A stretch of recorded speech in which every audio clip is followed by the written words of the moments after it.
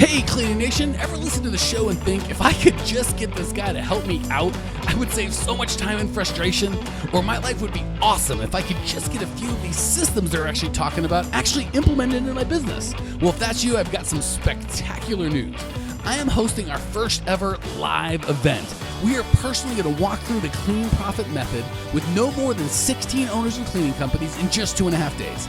I cannot wait to get to know you and your business personally and implement the entire Clean Profit Method together. If this is scratching where you itch, stop watching or listening to the show right now and go to growmycleaningcompany.com/live to get all the details. Like I said, I can't wait to get to know you and your business personally and implement the entire Clean Profit Method. growmycleaningcompany.com/live. Check it out now. I'll see you soon.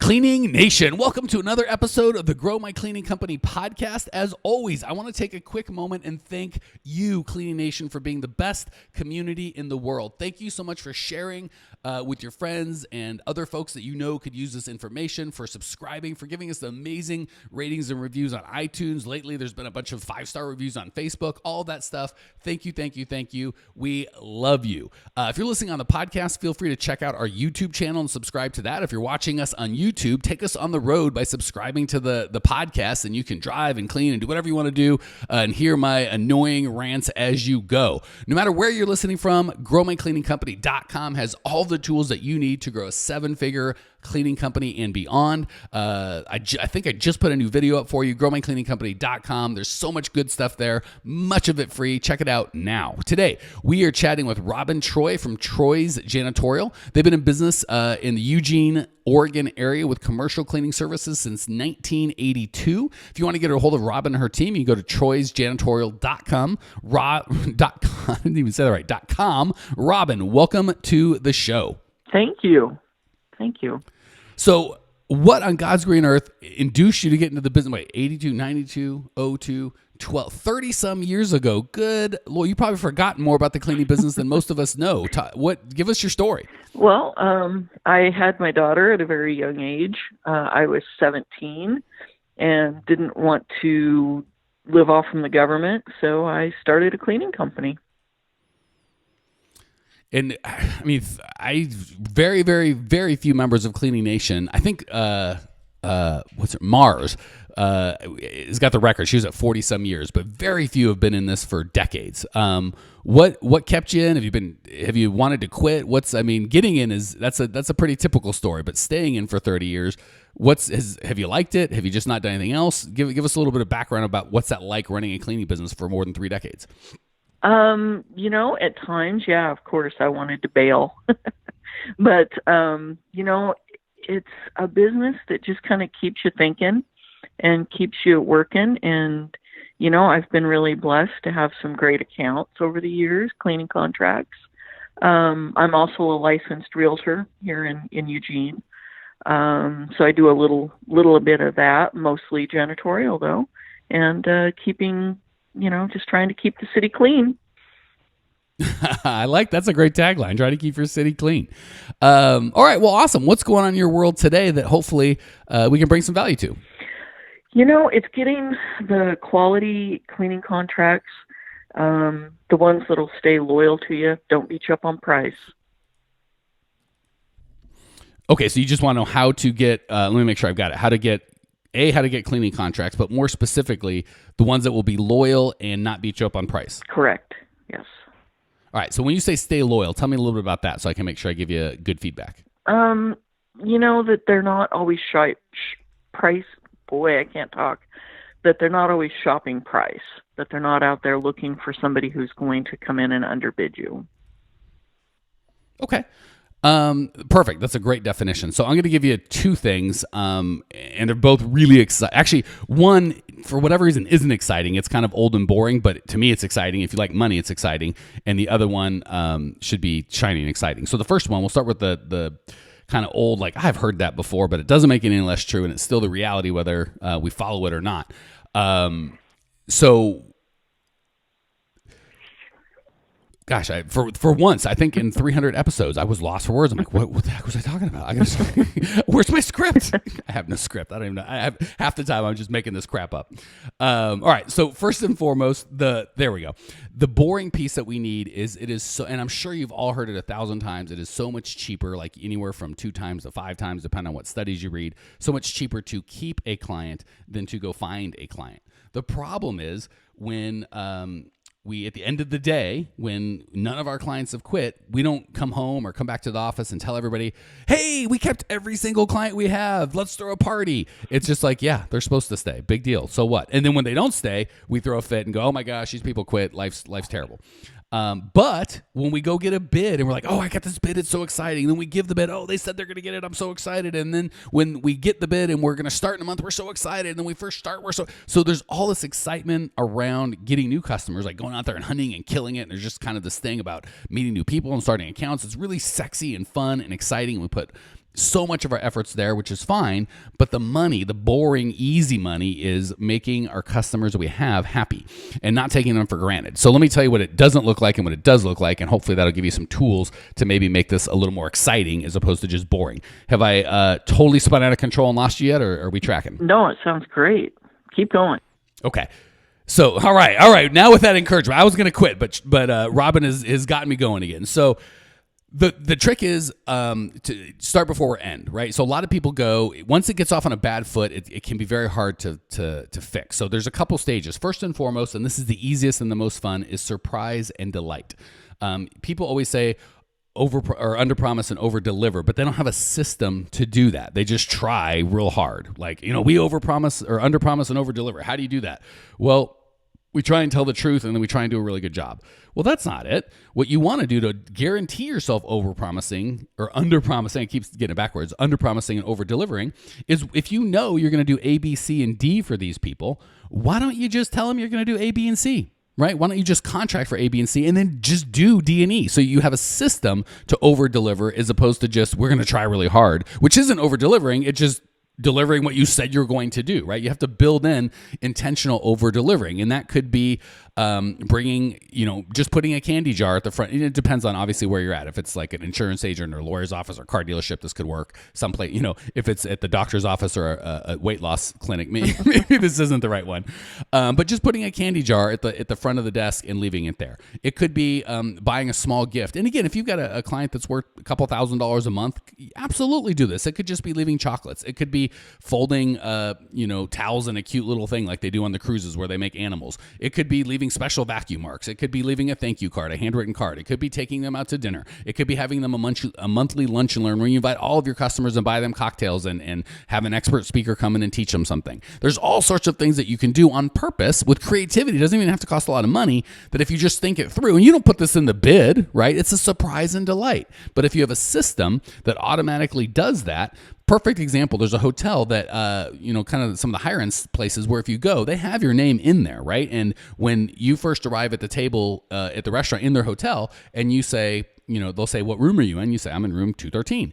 They'll go, oh, Mr. Campion, so glad that you're here. Is your favorite wine still, this, and this? And we knew that you had reservations, so we've got it chilling for you. And you just like, wow, they know my preferences, right? And that seems very, wow, it's just a system, right? They just have a system. When the guy calls in for a reservation, they tell the waiter, hey, we got this information last time. This is what he likes. Make mention of that. And that makes you feel really special. Costs $0, but I'm surprised and delighted, and they over-delivered, right? They promised me a room and food in which I would give them money. They over-delivered with calling me by my name, knowing my preferences, having something ready, maybe giving me a better seat, especially if they know, hey, this guy spends a lot of money at this hotel per month or per year. So first of all, surprise and delight. Any questions on that, or does that give you some kind of enough to get your creative juices flowing and some ideas to run with?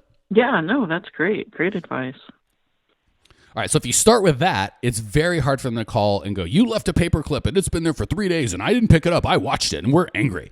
If you've been surprising and delighting, 80% of that goes away. Maybe 100% of that goes away. Really? Yeah, because no, now you're friends. I've had that.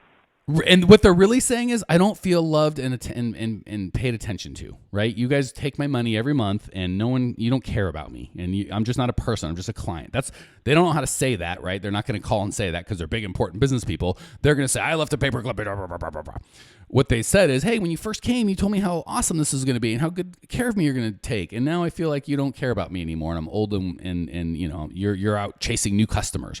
So instead of waiting for them to tell you that in a mean way, you didn't pick up a paperclip, why don't we just make them feel loved and special all the time, right? And if they do feel loved and special, when they do have a paperclip, they're just going to call you and go, hey, or they'll probably just pick it up and never even call you. But so just make sure you understand that when they call and complain about this little thing that's you're trying to solve a emotional problem with logic, right? They're trying to say, I don't feel loved and respected and taken care of. I want you to make me feel important like you used to. And you're saying that paperclip's not our job. And we did this and I've got pictures, and you're trying to beat them down with logic. It's not going to work. So if you make them feel special all the time, you're going to get very, very little of that, because really that's a cry for pay attention to me and make me feel good.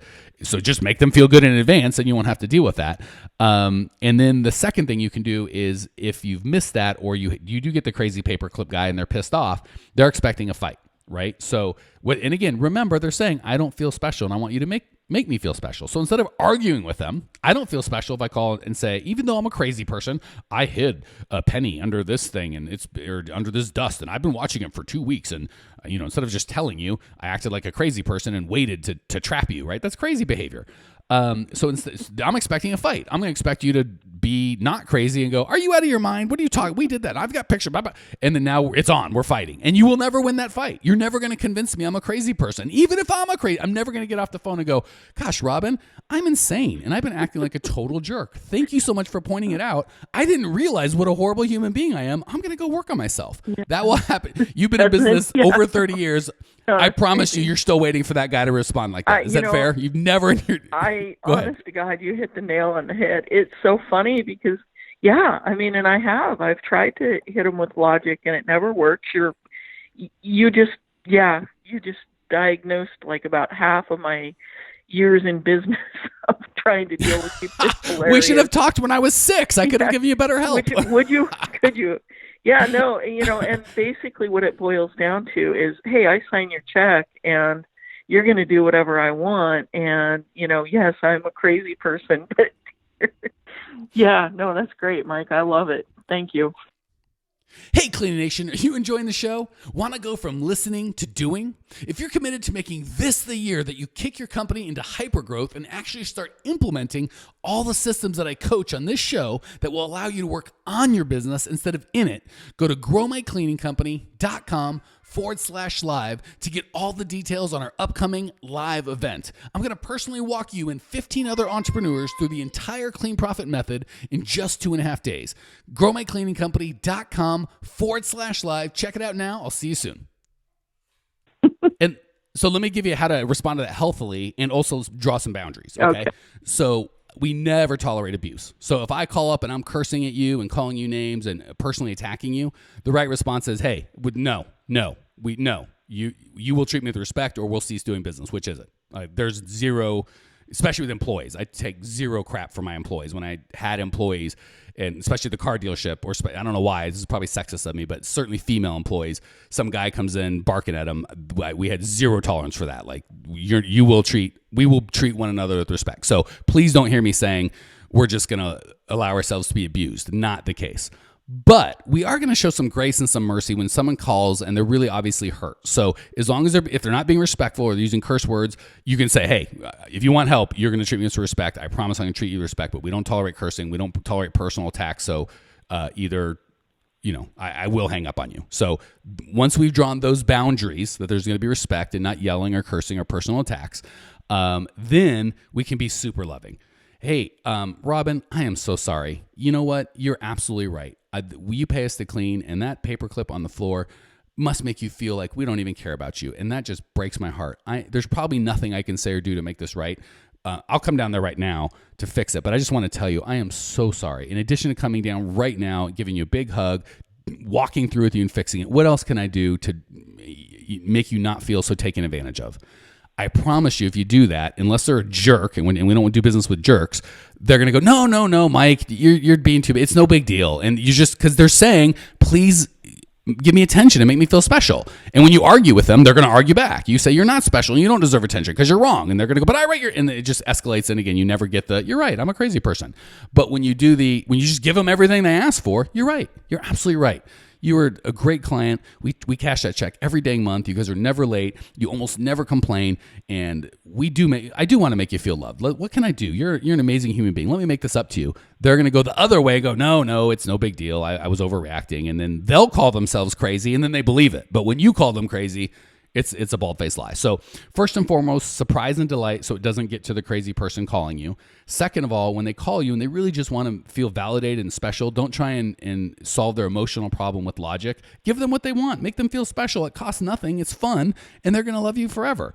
And then third, have a process. And again, these are all systems, right? You want to make sure you have a system. So when a customer calls, as long as they're not being abusive or rude, here's a system of going way above and beyond to fix it. And then afterwards, you can't just walk away, right? You go down there, you make it, he loves you, you love them. You got to make sure for the next month, their cleaning isn't just the regular 9 that it always is. It's a 12, right? We've got to have a system to do that. So a system at the front end to make sure they don't get upset, a system to handle, which is going to happen so much less frequently when they are upset right then and there to handle that problem, and then a follow-up system afterwards to make sure that anyone that's had a problem gets even more surprise and delight, right? If you promise them A, B, and C, and because they're your customer, they get A, B, C, D, and E, and you're surprising and delighting, because they're a customer that just got upset, they get A, B, C, D, E, F, G, H, right? You bring them donuts. You call their, again, this is appropriate for some places. You call and give a good review and have one of your employees give them a good review and just call and say, hey, I want to do something nice. You buy them flowers. You just do something above, lots of stuff above and beyond to let them know you're cared for. It's not just when you call and complain, because then you're teaching them to continue calling and complaining, right? It's all the time. So that's the system. You've got to have a plan beforehand to make sure they feel loved, a plan during to make sure they feel loved, and a plan after to make sure they feel loved. When you do that, you're going to lose very, very few. Did that answer your first question in terms of how do I get customers to stay loyal? Yes, actually it does. It's all about them. I get it. All right, and I'm going to go real quick on how to get the customers that don't complain on price, because I want to hit the lightning round and give you the opportunity to share with Cleaning Nation as well. So on that piece is, the trick is to stop competing. What we don't want to do is, the example I often give is an iceberg. At the top of the iceberg, if you can picture an iceberg with the little tip sticking out and then the water line and then the big, huge iceberg below. At the top is one little customer who poked his head out and said, hey, I'd like to get a bid on my cleaning services. And as you know, above the water, there's 79 other cleaners going, I'll give you a bid. I want a bid. I want a bid. And we spend all of our time above the sea level trying to go, how do I get customers that don't bid and beat me up on price? Well, it's impossible in that environment, right? If we want to be crass about it, if I'm going to a nightclub and there's one beautiful girl and a bunch of knuckleheads like me mulling around, that's not what I don't want to try and get all those guys out of the way and run up to her and talk to her. It's too hard. I'd rather just go to a park or somewhere else where I'm the only guy around there and there's 100 girls, right? Like let's just change the game. So of course, hopefully the obvious question is, well, sounds genius. How do I do that? Well, the way we change the game is we go under the water. Under the water, it's a whole different situation. It's a whole different nightclub. It's the opposite. There's just the one dorky looking guy, me, and hundreds of good looking girls, i.e., just me is the only one talking to them and building a relationship with them, and hundreds of potential customers. So the difference, if you're like, well, gosh, of course I want that dummy. How do I do that? The difference is above the water, where it's lots of potential bidders and just one buyer, is someone that's raised their hand and said, I would like a bid on my cleaning services. Below the water are the hundreds, if not thousands of people who have not raised their hand and said, I would like a bid on my cleaning services, but we'll be doing that in the next year. That's the difference. Everyone above the water, I don't want to say lazy, but short-sighted. You asked for a bid, I want to do the work, let's dance. And I don't care if there's 20 other guys or gals or companies around, let's do this. And I'm going to, and the only way, I shouldn't say the only way, but the easiest way to win at that point is to be the cheapest and not make any money, in which case, why are we even doing this whole thing? When you're below the water, you're building relationships with people that have cleaning services or need cleaning services. And as well as I do, they're probably 80% of them, if not more, are going to get a bid for that in the next year. and you're sending them emails, you're having events, you're doing lunch and learns, you're inviting them to your place and plying them with alcohol. You're building this relationship with hundreds, if not thousands of people in an automated way. So when they're ready, they just come to you and you're the only person in the conversation, right? That's what I do with this podcast. There are thousands of people or hundreds of thousands of people listening, and 90% of them aren't ready for help right now. And that's totally fine. I just want to give a ton of value. I get nothing in return. Well, I shouldn't say I get nothing in return because I really love doing this, but I don't get any money. But when they're ready, right? And they don't even go to Google and go, where do I go to get someone to help me with my cleaning business? How do I get customers? How do I get bids? They already know, like, and trust me. They just call me, their friend Mike, who they've been knowing for years now and spent hundreds of hours with me, yakking in their head on this podcast. And they just call me because I'm the obvious solution. We want to do the exact same thing with you, and it's automated, right? I don't come to your house every Monday and Thursday, Robin, and tell you how to go and then repeat the times I can't do that. I automate a system through this podcast that I can do the work once and it gets leveraged. You could do the same thing with parties, with events, with sponsoring things, with putting out a podcast or a blog or a video, or just creating content that your perfect customer would be interested in, where you show them that you can help them by helping them, right? Okay. Their problem is not just clean buildings. They want their clean buildings so their customers are happier, so their customers stay longer, so their life's better.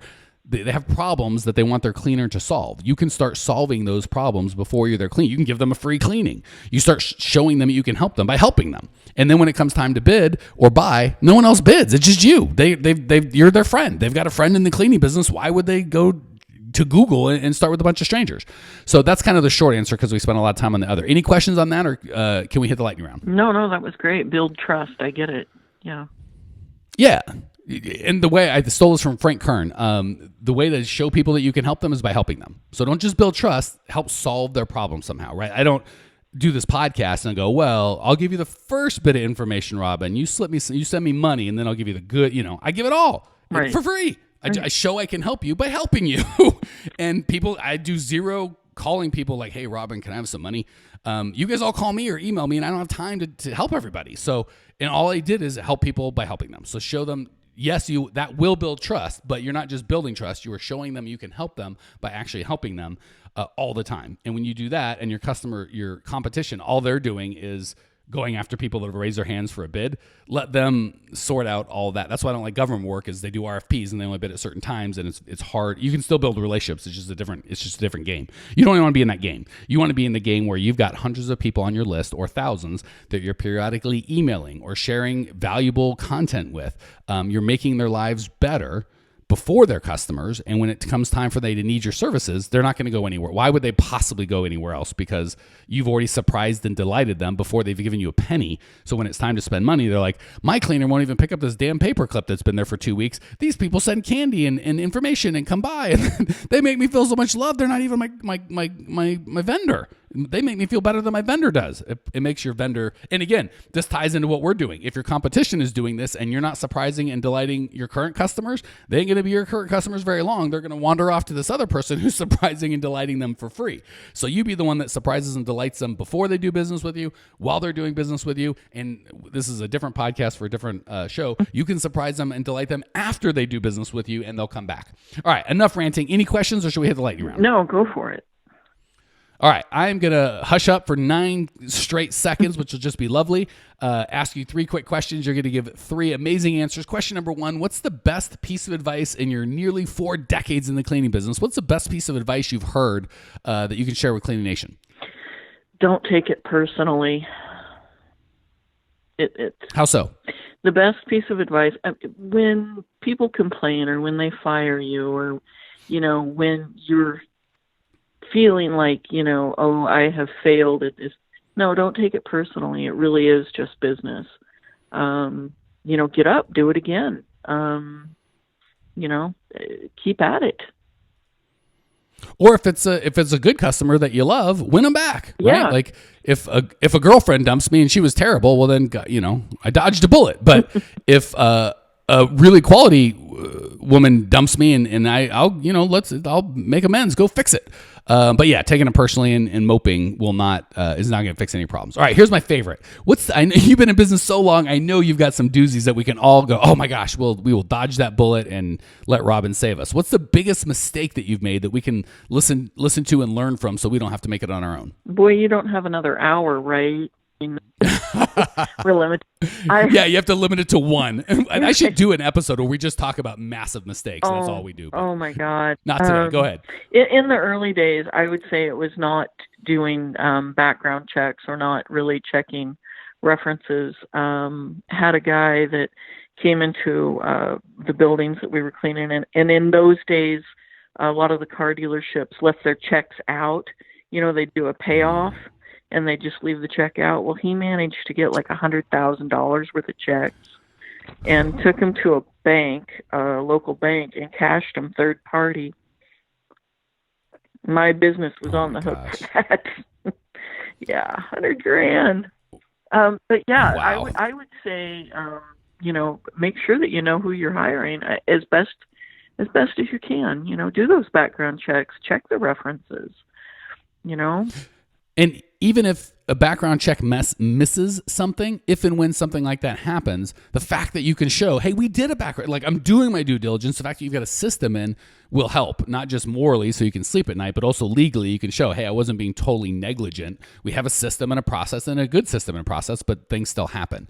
So I think that's very, very wise, is just know who you're hiring. A background check is certainly a good way to start, but the bigger picture of knowing who you're hiring, and there's, again, systems to do that, including background checks, is phenomenal. All right, last question. What's one idea, something really easy, but something they can implement right away that can help make Cleaning Nation's lives either a little better or their businesses a little better, but the key being something easy to implement, small or big?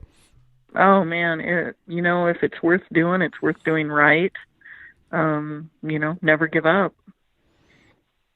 Gosh, that sounds so old-fashioned, and it's only old-fashioned because people have been saying it for so long, and people have only been saying it for so long because it's so smart. It's such a good truth. Like, yeah, I'm just gonna say it again and shut up because you said it perfectly. If it's worth doing at all, it's worth doing well.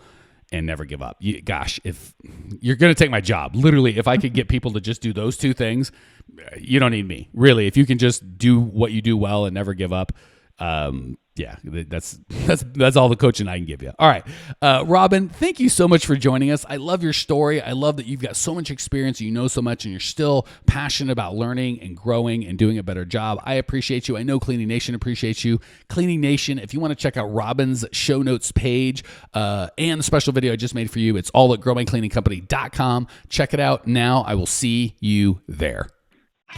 Congratulations! You are now 16% smarter. Still can't get enough cleaning goodness? Go to www.growmycleaningcompany.com for more of the good stuff. Ever want to be rich and famous? Owners of cleaning companies, as well as industry experts, can apply to be featured on the show by emailing our producer Natalie at support@growmycleaningcompany.com. Until then, don't miss out on all the latest cleaning industry lovin' at www.growmycleaningcompany.com. Check it out now.